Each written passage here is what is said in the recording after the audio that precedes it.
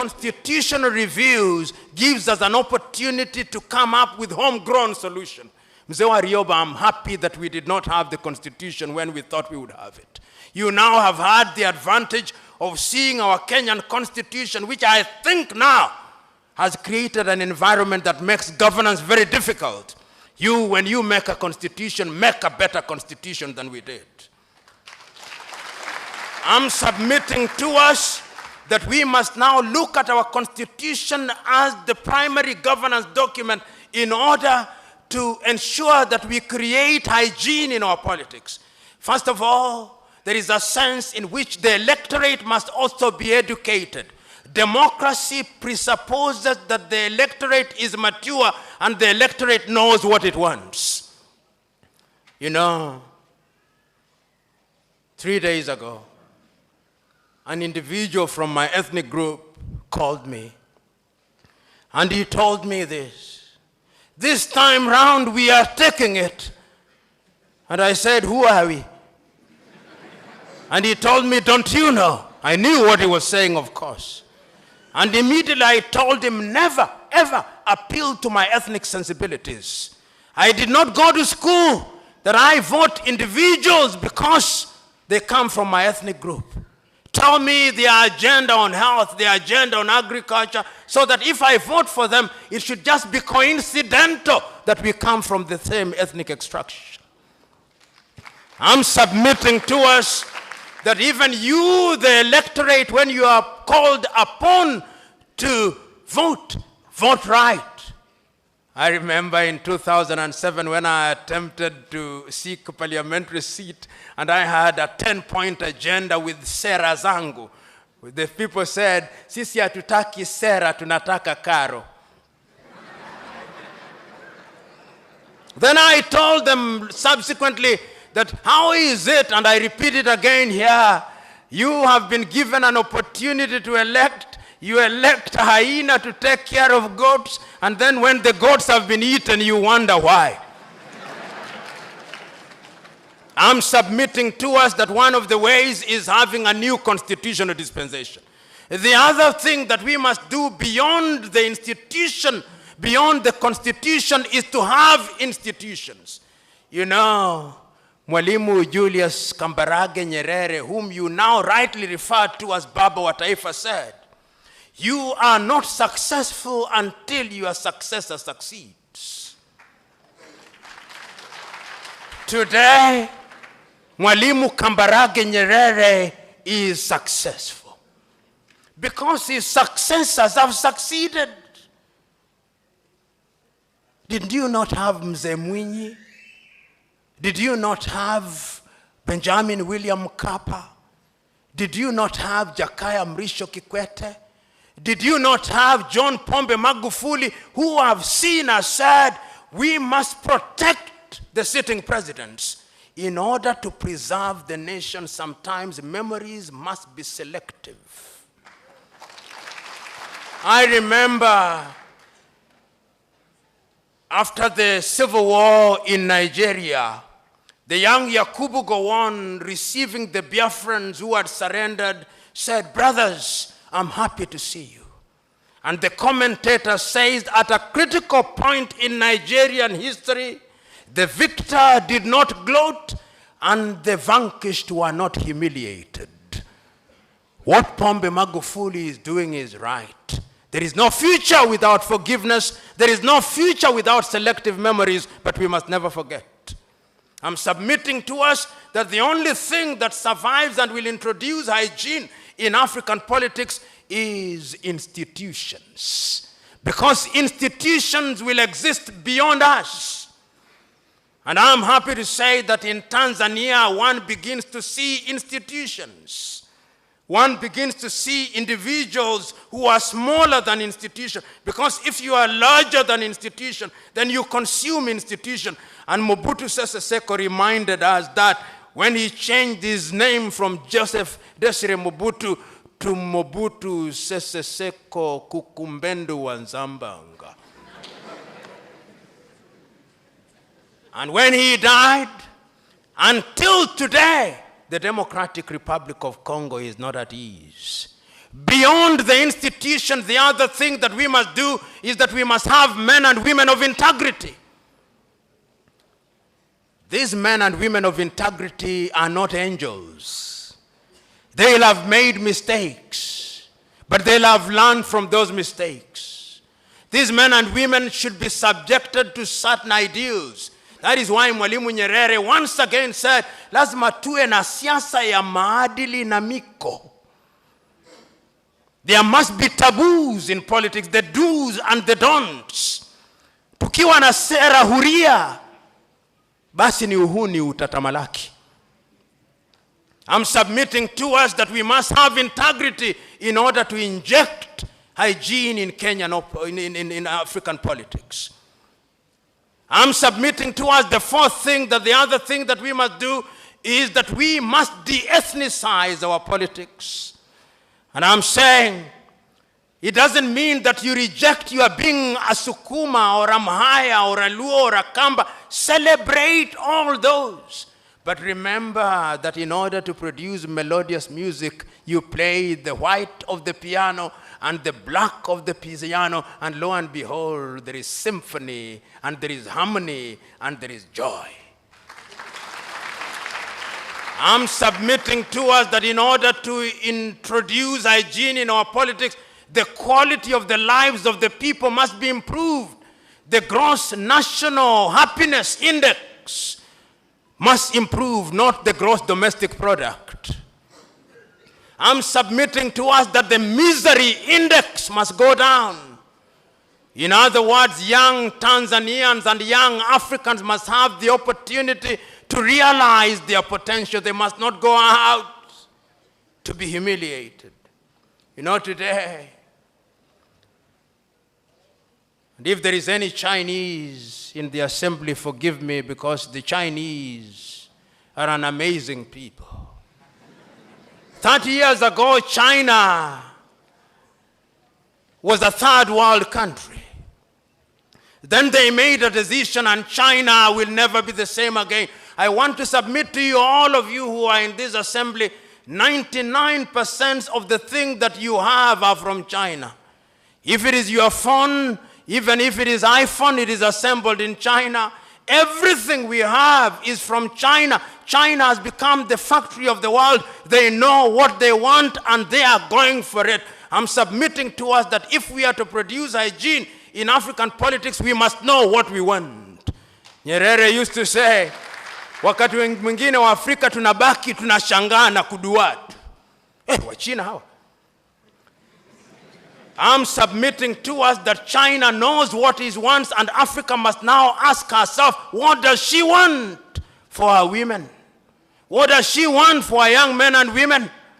And I have no doubt that we have the wherewithal to find out what we want.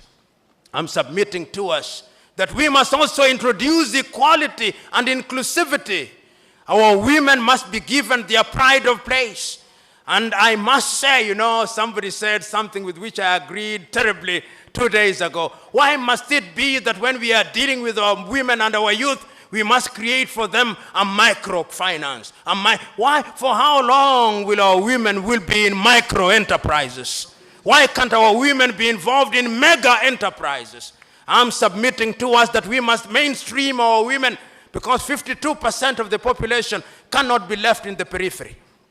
And I'm saying that when you include everybody, when everybody is at the dinner table, then everybody will be happy, because the last time I checked, I used to think that there were two ways of being at the dinner table of civilization. And I used to say that at the dinner table of civilization, you can be present as a waiter or a diner. But 2 days ago, somebody told me, no, that you can also be the food to be eaten. So Africans, choose you now. What role you want to play at the dinner table? Do you want to be the food to be eaten? Do you want to be the waiter to be waiting upon the diner? Or you want to be the diner? Africans have been food for too long. Africans have been waiters for too long. This is the time to be diners at the dinner table of democracy. I'm submitting to us that we are not children of a lesser God. I'm saying that there is a tide in the affairs of man which, taken on a crest, leads to great fortunes. But if you miss them, it leads to great miseries. Shakespeare was right. Chinua Achebe was right. If you want and you seek, you will never fail to find. Difficulties may and indeed will exist, but it's through overcoming them that we grow stronger. And I'm submitting to us that we have the ability to do that. And to the young Africans, Chinua Achebe posed the question, where are the young suckers that will grow when the old banana dies? Are you those young suckers that will grow when the old bananas who are seated here die? Because the future of Africa is in your hands. Young Chinese are coming here, teaching us how to read Mandarin. Are we teaching them Kiswahili? Young Chinese are coming here working 7 days a week. Are you working 7 days a week? You artists, kuku can vaa raizoni, but beyond varing raizoni, the kuku must land and liberate Africa. You young Africans, why are you going to Europe and America? You young Africans, why are you celebrating Manchester United, not younger? You young Africans, why don't you have Sunday Manara and Gibson Sembuli recreated rather than Cristiano Ronaldo and Lionel Messi? You young Africans, why are you celebrating Julio Iglesias? Why are you not celebrating Farida Karoli? Why are you not remembering Baraka Munshehe Mwaruka, soloist national? I'm submitting to us that in order to have political hygiene, we must also have self-esteem.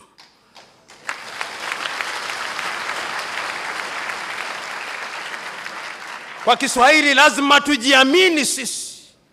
Self-esteem. Once we have self-esteem, that we know that we are equal and that God in his divine wisdom decided the God that I worship is a God of diversity. He looks at a white man and a white woman and he says, behold, a great creation.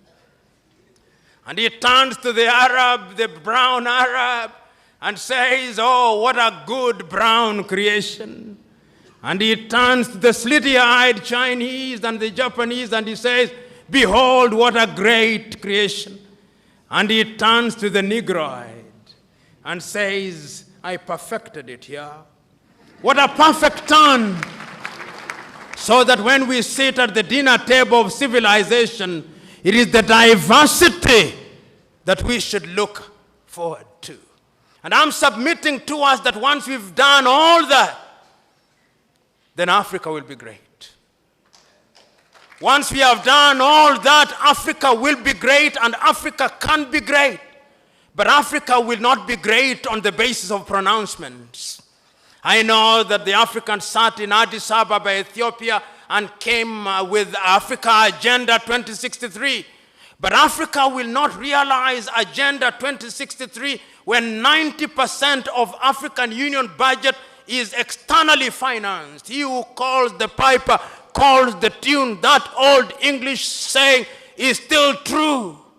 Because as they say in French, plus ça change, plus la même chose. The more things change, the more they remain the same in Africa. But I'm submitting to us that this time round, they must not remain the same. So, fellow Africans, and individuals who may not be Africans but are from other civilizations and our sisters and brothers, make Africa great. This continent can be great. Make Africa's education great. Let Dar es Salaam University be great. Let Nairobi be great. Let Fura Bay in Sierra Leone be great. Let our education be great, and we will make it great. Let African agriculture be great. Let us feed ourselves. Let us have food and beef and chicken and grains made in Africa. Let African agriculture be great. Let African infrastructure be great. Let us have the new train moving from Addis Ababa in Ethiopia to Dakar in Senegal, and from Cape Town to Cairo. Let there be great infrastructure. Let us have one passport so that when I arrive at Dar es Salaam, I'm not asked for my passport. Please, let us have one. Let us have one currency so that I don't have to fly for 1 hour and I confront Tanzanian shilling. I fly for 55 minutes, I confront the Rwandese franc. I confront the Angolan kwanza. Let us have a unit of currency which is uniform. You can call it the Afro, whichever name you prefer, but let us have one currency.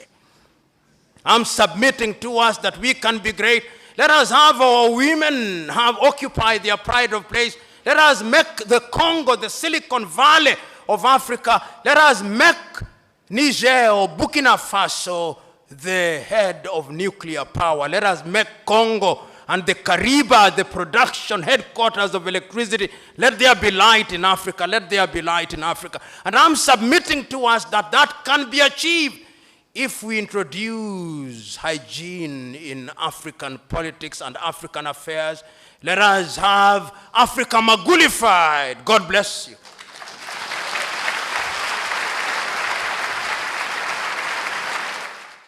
Naitwa Niki wa Pili, ni msanii wa rap.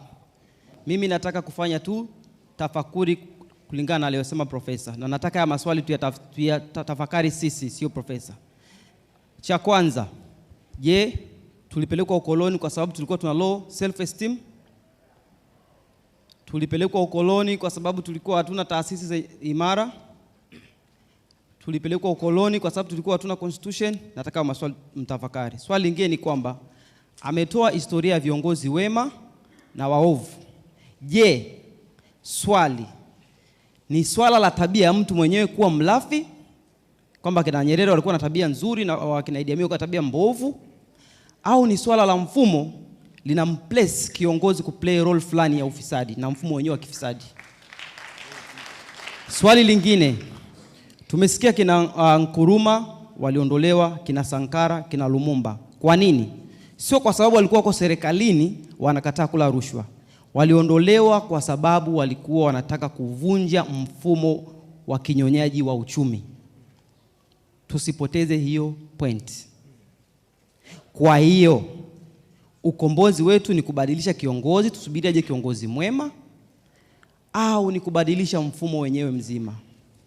Tunasema tutengeneze katiba. Katiba ni mchakato wa kirasimu, ni mchakato wa tabaka gani? Tabaka gani litahozi mazungumzo ya katiba na litawakilisha interest za kina nani? Tunasema tutengeneze taasisi. Taasisi katika fikra zipi? Kwa sababu hiyo lugha ya taasisi inaongelewa na wakubwa World Bank wote wanaongea. Au taasisi katika lugha ya mwalimu ya kusema vijiji ndio vituo vya demokrasia, vituo vya maendeleo, au vituo vya mamlaka? Je, tatizo ni rushwa au ni mfumo mzima? Kwa mfano mimi nagombea ubunge, natafuta hela za kampeni kuwa mbunge. Chama kinagombea urais, natafuta hela za kampeni kuchukua madaraka. Hizo hela wanapata kwa nani? Wanapokuja kupata mamlaka, hiyo mikataba waenda kufanya kwa nani? Kwa hiyo kumbe huo mfumo wenyewe wa demokrasia ni tool, ni chombo cha kufanikisha huo mfumo mzima wa unyonyaji ufanye kazi. Kwa hiyo profesa ameongea vizuri sana, lakini kwangu mimi nasema ukombozi wa Afrika hautaletwa na Mesaya, Masi. Hata ukiwasoma kina Mwalimu, kina Kabrala, kina Sankara, waliogopa sana hiyo dhana ya umasi ambao sisi wote tunaiabudu. Leo tumejaa kwa sababu anakuja Profesa Lumumba. Ni dhana ya umasi. Hakuna wakulima hapa wamekuja kutoa mada. Hao ndio wanaishi umaskini kila siku. Hakuna wakonda, hakuna wapiga debe. Kuna hiyo hierarchy ya kuhodhi maarifa. Sisi wasomi ndio tutaongea. Wale wanyonge tumewaacha.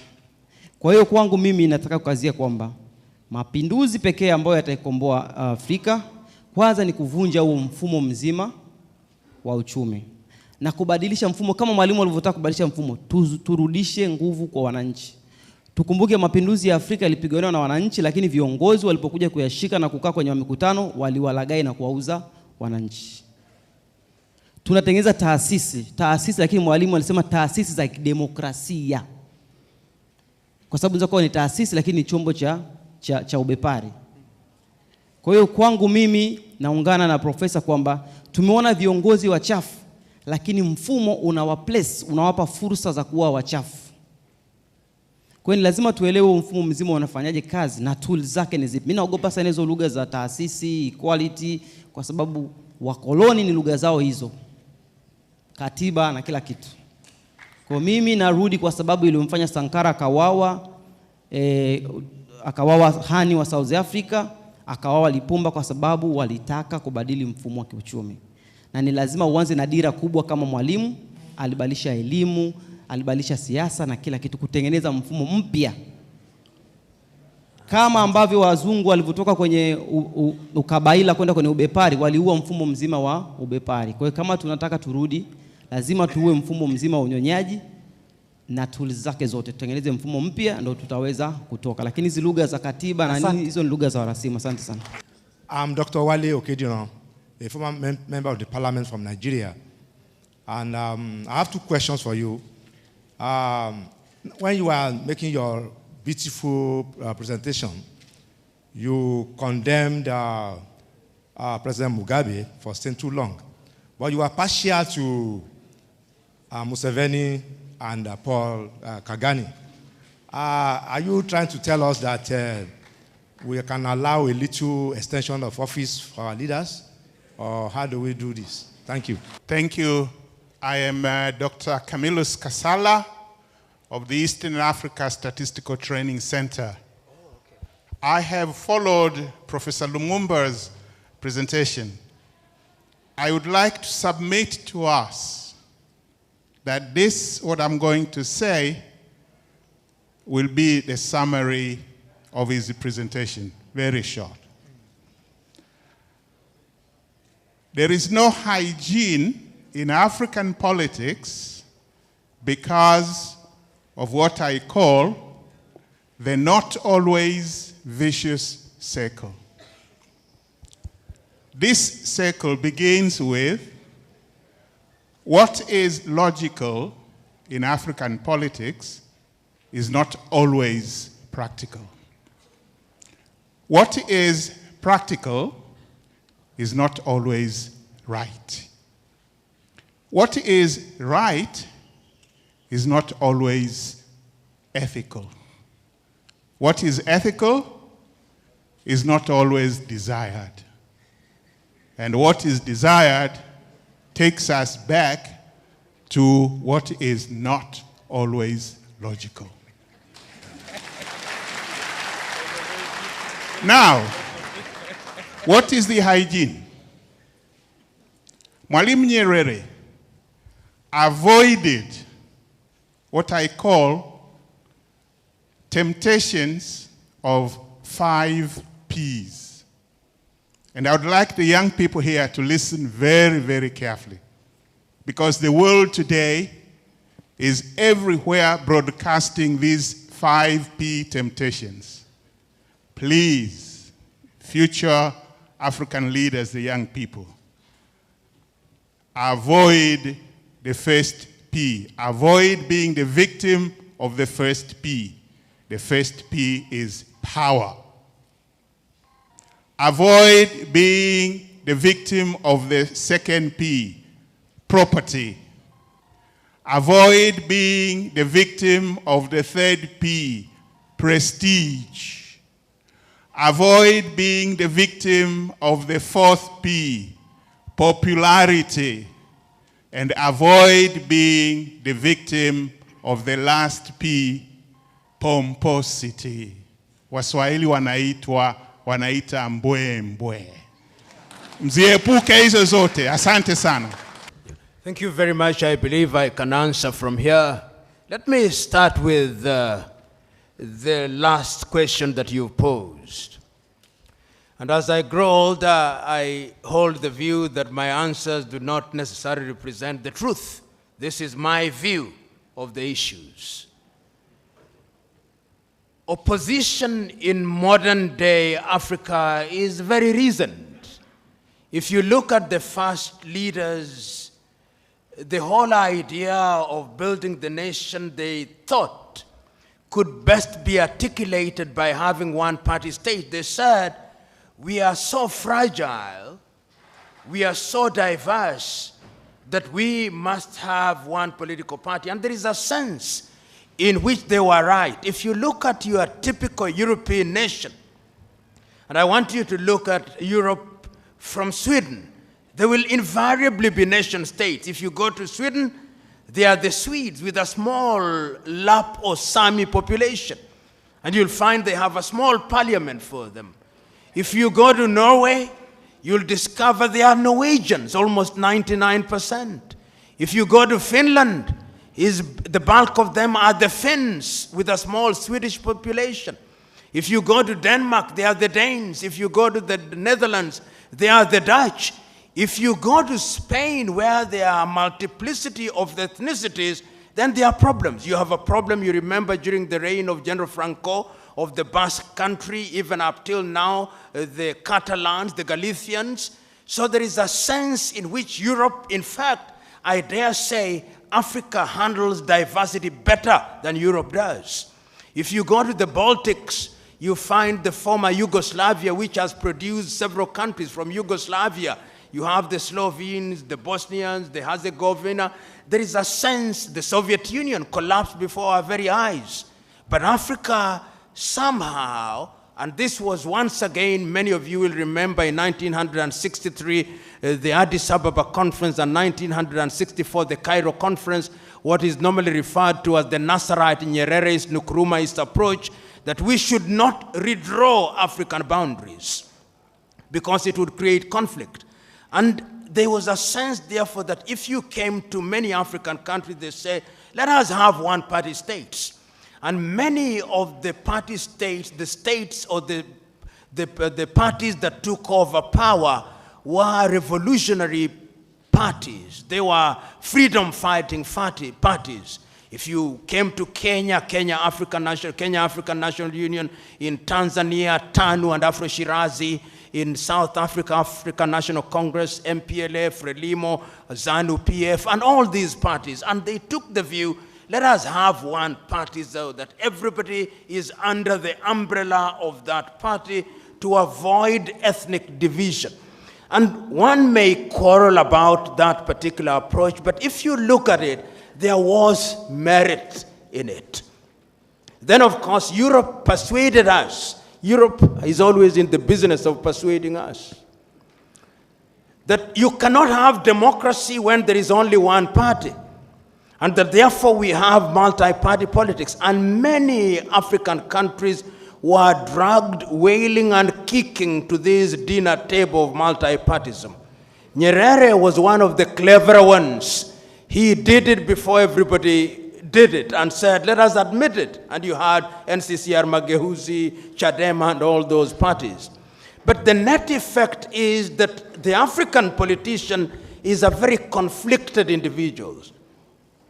Because on the one hand, he has culture and tradition defining how he behaves, but on the one hand, he also wants to behave as if he is a typical British or Dutch politician.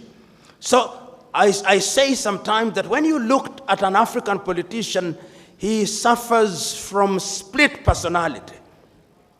And I say this in all seriousness. What the African politicians in many countries say on the platform is not what they believe in. And our own president, former President Daniel Moi, used to say it very well. After he had read the English speech, he would say, nimesema hayo nimesema, sasa wacha niseme. In other words, there are things that you say for the comfort and benefit of the so-called modern society and for Europe and America and Washington to hear, but there are things that you now say to Wazawa. And those things are different. So multi-party politics, because when you introduce multi-party politics, the assumption is that there are clear ideological differences. If you go to Europe and America and you talk about the Tories, there are ways in which they believe that government must be run in this way. You go to the United States of America, there are sense in which the Republicans have a way in which they think government should be run. If you go to different countries, but if you come to Tanzania, what is it that Chadema wants to do that is different from CCM? What is it that NCCR Mageuzi wants to do that is different from CCM? If you look at them, the difference is possibly 1%. If you go to Kenya, where we have 63 political parties, if you ask these individuals, what do you want to do? They'll tell you, we hold the view. They'll not tell you in so many words. I'm the one who normally says it on national television. They hold the view that because the present administration is an administration that has brought together the Kikuyus and the Kalenjins, the next combination should now have the Luos and the Luhyas and the Kambas and a little Maasai